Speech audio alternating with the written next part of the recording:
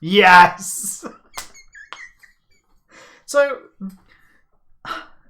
I have no complaints with Scion. And to give them their dues, they got a number of games out for this format. Your second ZX Spectrum game. I lived on this game. This was get home from school, feel better.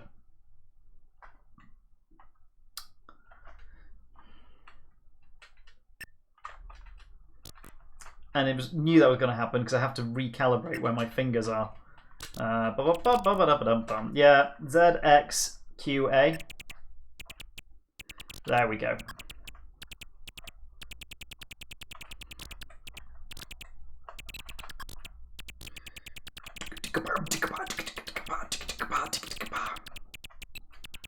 See, this is moderately well-paced arcade action. And it's the difference between an Ultimate game and what feels like a Scion game. And I don't mean that as being rude to Scion. There's clearly a difference between them.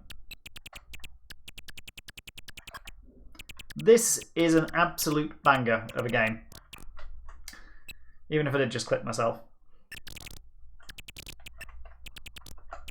Have you played Kwang's version of this? He released a version for the Game Boy. That's rather good.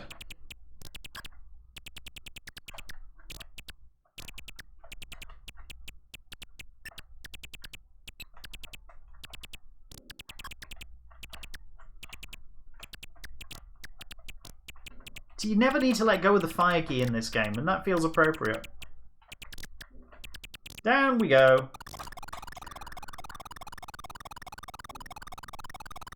Yeah. I might have gone a step further. I might have got the cartridge.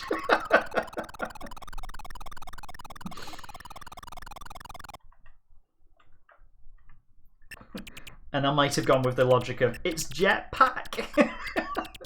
How can you not? Oh, no, you don't. And I like playing on Game Boy, so, you know. I still keep my... or a pocket around. It's not my original pocket, it's a modded pocket. But... No, no, no, no, no. No, no, and no. Oh, risky business, risky business. No!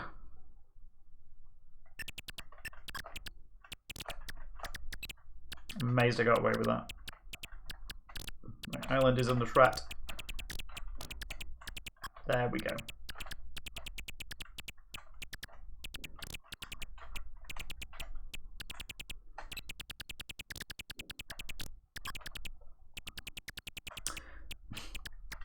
And it's interesting that somehow Jetpac always seems... I mean, I know there's something about it being a black game with, you know, high colour... the bright set of colours on the top. You go that way, and then we go for a walk. With the bright colours on top. But it seems to always look good.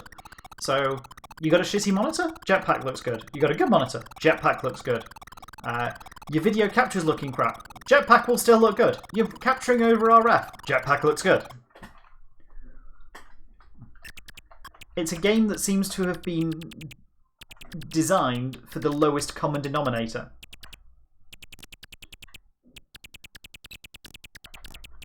The Ultimate games are flawed. The Stamper Brothers coded in and out 254 and me following the keyboard within a 254.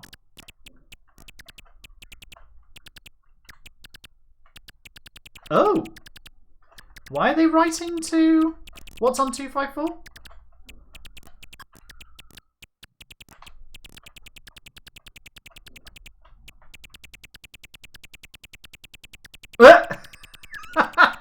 Messes up memory paging.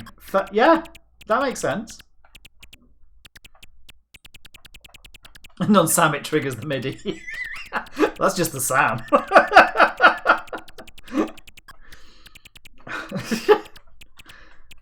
But, huh.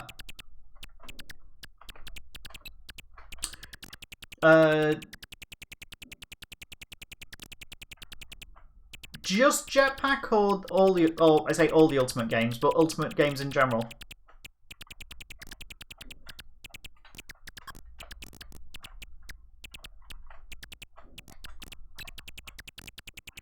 All the early Ultimate games. Huh. That's really interesting. Does it affect the tape versions as well as the ROM versions? I'm getting involved in the conversation. I want to get down there now. There's no pause on Jetpac, is there?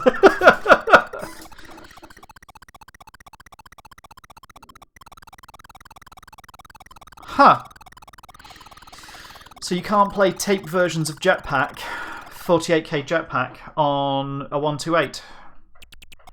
Oh, these delightful interludes. Right, I'm going to focus a little bit on getting past this level because I don't like these guys.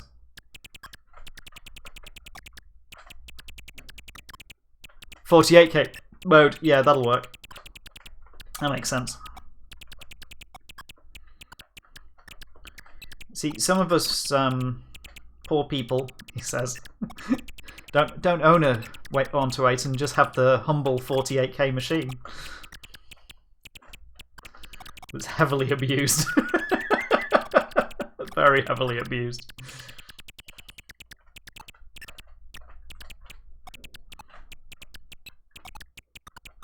There we go. I don't like those things. I do not like those things.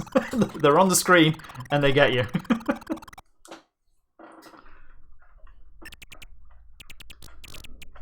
You can tell exactly how much I played this one as a kid, can't you? Oh, and then I do that.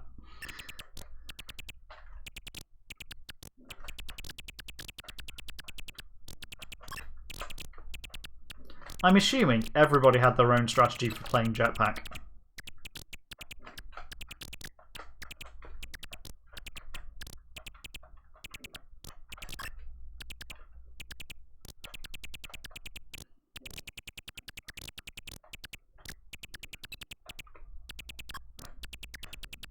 Missed. No!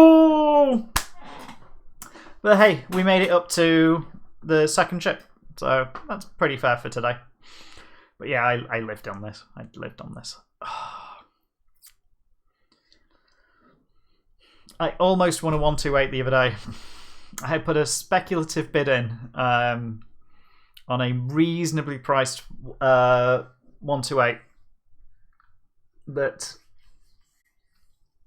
didn't exactly run away, but it actually went for sensible money. And